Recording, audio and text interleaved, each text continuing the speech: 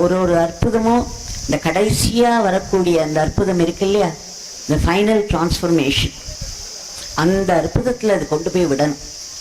இப்போ சுவாமி எப்படி பார்க்குறாரு, இது பார்க்குறாரு, அதை பார்க்குறாரு. அங்கே இருக்கிற அந்த கயத்தை எடுத்து அப்படியே அது ரொம்ப பெரிய முடிச்சு மாதிரி பார்க்கறதுக்கு இருக்கு. இப்படி இழுத்து பார்க்குறாரு, அப்படி இழுத்து பார்க்குறார். அது ஒன்றும் சரியா வரல. உடனே என்னை பார்த்து, Devki, see this beggar is not able to open this. கொஞ்சம் இரிட்டேட்டடா அதை தூக்கி என் மடியில போட்டேன். நான் நினைச்சேன் அவர்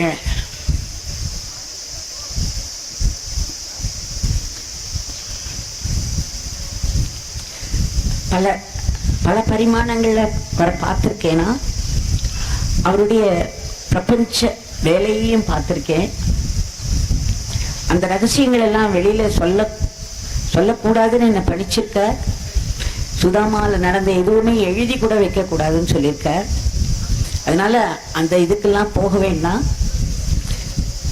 அவர் அதை என்னுடைய இதுல போடுறார். நான் நினைச்சுக்கிறேன், அப்படி ஒரு பல பரிமாணங்கள்ல இவரை பார்த்துருக்கோம். எவ்வளவு பெரிய ஒரு ட்ரெமெண்டஸ் ஒர்க்க அப்பா பேரை சொல்லி சொல்லி நடத்திட்டு இருக்காரு. இவருக்கு இந்த பார்சலை பிரிக்க தெரியலையா? இது என்ன அநியாயம்? இது ஒரு கேள்வி, இயற்கை தானே.